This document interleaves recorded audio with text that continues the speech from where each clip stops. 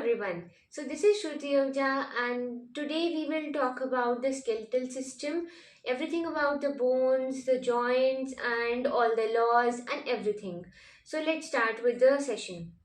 So first of all comes the Hilton's law. What is Hilton's law? Basically the definition of the Hilton's law says that if a nerve अगर we say that if a nerve is passing beside a joint or some other muscle, then it will supply that also. Okay, for example, if you are going through your friend's house and you are having lots of toffees in your bag, lots of chocolates in your bag, and you think that is extra for you, right? So you will give some to your friend and then move forward. So similarly here, the nerve supplying joints capsule also supplies the muscle and the skin or sensory fibers along with it, right? So, along with the joints capsule. But why? Just think, if the muscle or the skin is having some issue and that nerve is only supplying the joint as well. So if some issue is there with the joint but the joint doesn't know, but the muscle and the skin would know it earlier than the joint.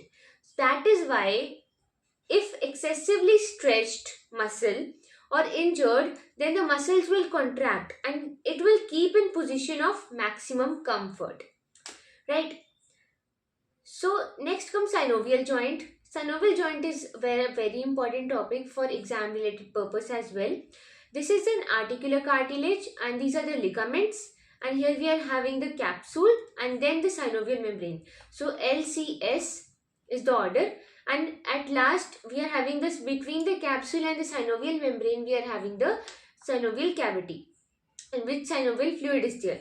So this is all about the definitions and everything, the what is the function of all the parts of the synovial joint. Next is fibrous joint. In fibrous joint, it is basically immovable and slight degree of movement is allowed. So you can compare it with a very tough I can say if you have pasted two wooden blocks and the joint is made by the Fevicol, right? So that adhesive is making that joint and it is it is immovable joint, and even if some movement is allowed, very slight movement, right? So the types are, first of all, sutures. Sutures are you can see in our skull everywhere we are having the sutures, the intranasal suture, all these are the sutures basically. So the plain type is the intranasal suture, the serrate is interparietal. So here we are having the parietal bones and interparietal suture is the serrate suture. So it is interlocked. Here we need interlocking. So serrate is the interlock one, and plain is we need here smooth surface, right? Plain suture. Next is squamous. It is flat. So temporoparietal. Here you can see it is flat. So I can say it is a squamous suture. Squamous means flat. Denticulate is a saw. Denticulate means like something related to dentist or a tooth. So it is like sharp. So it is like a saw. A saw is something which cuts. Lambdoid suture, right? Here. Next is Schindelitis type. It is wedge groove. So between the rostrum of the sphenoid and upper border of the vomer bone. If you can't learn these types of examples, then no need right now, because these will come later in the separate chapters, and then you will learn it accordingly. Next, syndesmosis, it is connected by the interosseous ligament. If you have started learning the upper limb or lower limb, you must have seen that the radius and ulna are connected by the interosseous ligament. So example is tibiofibular joint as in the lower limb. Now gomphosis, it is peg and socket joint. So root of the tooth in its bony socket. So it is peg and socket.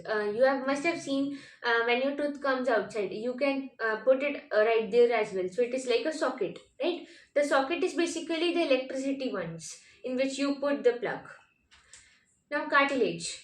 Cartilage is basically very important topic, and I think I have covered it already in lecture 1 as well, part 1. So here we are having the specialized connective tissue, and I have written all the important points again in this section, which you can use it to write a long answer.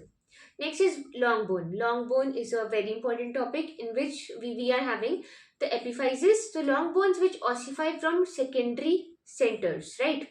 So epiphysis is basically that, and types are pressure. Pressure is basically on the femur, the which is the longest bone, right? Femur, the humerus here, and the lower end of the radius. Here we are putting immense pressure. In humerus, all the pressure of the upper limb is transmitted via humerus to the shoulder, right? To the hair, the girdle.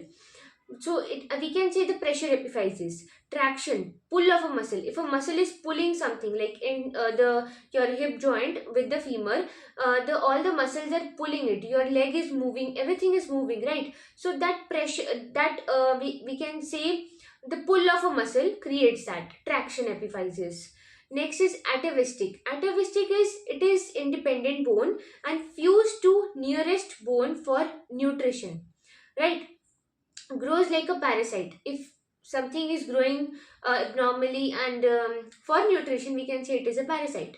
Coracoid process of scapula. If you have seen upper limb, then you will understand. Posterior tubercle of talus, if you have seen the lower limb, right? Aberrant is basically at unusual end of a short bone. Example is epiphysis at head of the first metacarpal. All these examples are related to your upper limb, lower limb, everything. So that would be better if you learn it there. You can just know about these and have a concept over it. Epiphyseal growth plate.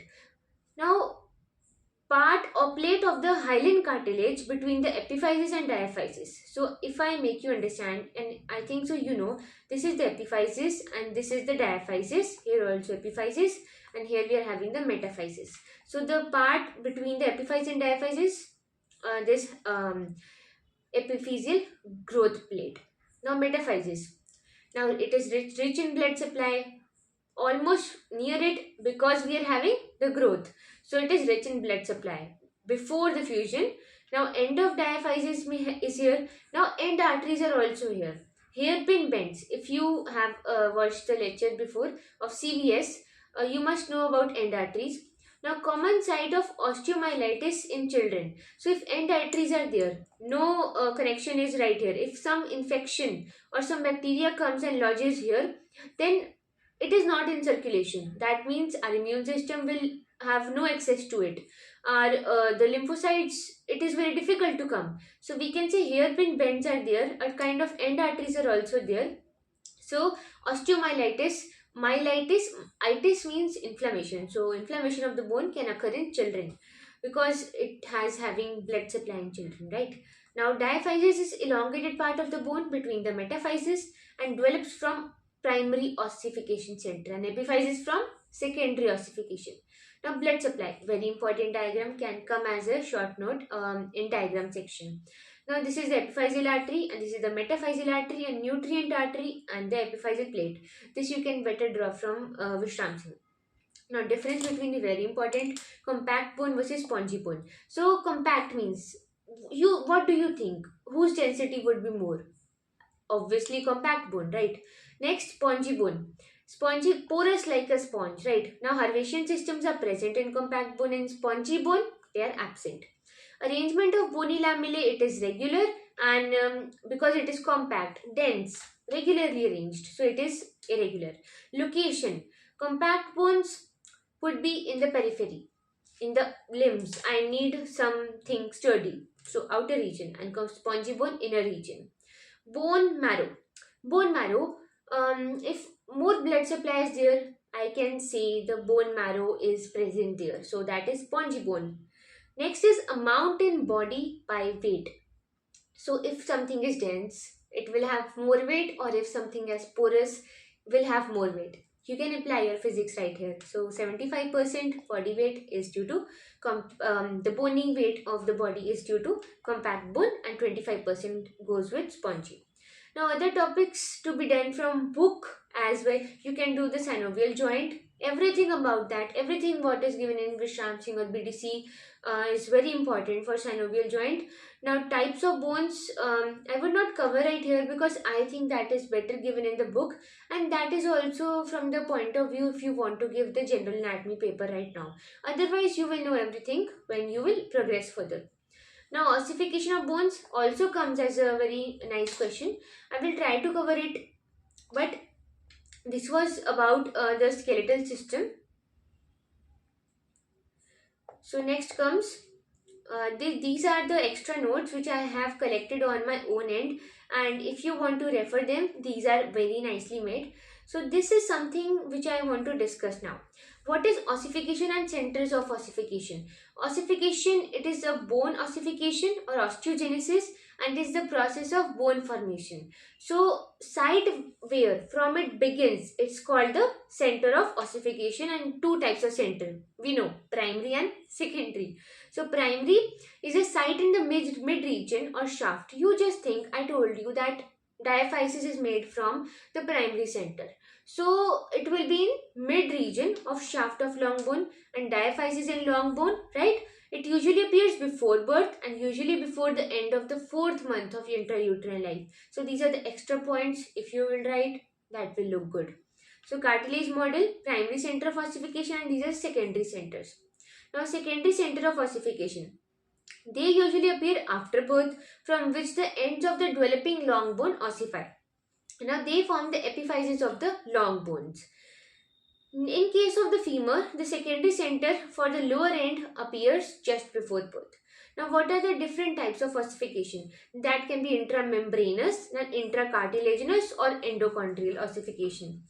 So, each of these process begins with which precursor? Bone is mesodermal, so precursor would be mesenchymal, right? Obviously.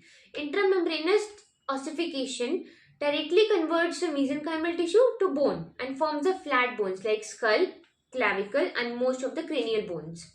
Now, endochondral begins with mesenchymal, then cartilage, and then it will ossify and mineralize and will form a bone like the axial skeleton and the long bones. So, if we want to basically know the steps, these are the steps. These are very easy. You just read it them out, and these are very nice. So 5 steps can be summarized as: mesenchymal cells differentiate into osteoblast and group into ossification centers, right? Then osteoblasts become entrapped by the osteoid. Osteoid matrix will be there, and what they secrete, so transforming them into osteocyte. So mesenchymal, then osteoblast, which will make centers, ossification center, and then osteoblast become entrapped by the osteoid. They secrete and transforming them into osteocyte. So osteocyte can't differentiate, right? Can't basically divide. Now trabecular bone and periosteum is formed. Next, cortical bone forms superficially to the trabecular bone. First, the trabecular bone and periosteum is formed, and above that cortical bone is formed. Next, blood vessels from the red marrow are formed. This was about membranous. Next comes to endochondral ossification. This is for just your reference. And epiphyseal plate has 5 zones. It can also come as enumerate, or it is just for your knowledge. Doesn't come in exam that much and depends on university to university. Next comes 5 steps in endochondral. In endochondral, we know that cartilage would be there. So mesenchymal cell to chondrocyte, and then chondrocyte near the cartilage model, they go undergo hypertrophy, alter the contents, and enable the mineralization process. Now chondrocyte undergo apoptosis because there is decreased nutrient availability. Why? Because mineralization has occurred. Blood vessels invade and bring the osteogenic cells, which will form the bone. Primary ossification center forms in the diaphyseal region. We know in the diaphysis is the primary of the periosteum called the periosteal collar. Next is secondary ossification center develops in epiphyseal region after the birth. So primary before the birth and secondary after the birth. So what is the exception of secondary? That is femur, that is just before birth. Laws of ossification. Primary center of ossification appears before birth and is usually single. exception are always there and important questions, right? Carpals and tarsals and clavicle, it is basically the after the birth. And no, basic clavicle has two primary ossification centers. You must note that, and you will note this in upper limb chapter as well. And carpal and tarsals ossify after the birth. Secondary ossification center is basically they appear after birth and can be single or multiple, but exception is the femur. Next is the direction of the nutrient foramen is opposite to the direction of growing end of the bone. So this can is a fact, and you must know the reason as well. And you must find out and comment the reason. What is the reason the direction of nutrient foramen is opposite to the direction of the growing end of the bone, right? Next comes secondary center of ossification for pressure epiphysis appears before that of the traction epiphysis. The secondary center of ossification that appears first will fuse last with the shaft of the long bone. And last law is the secondary center fuse together to form a single epiphysis, that is the compound epiphysis, which in turn fuses with the diaphysis.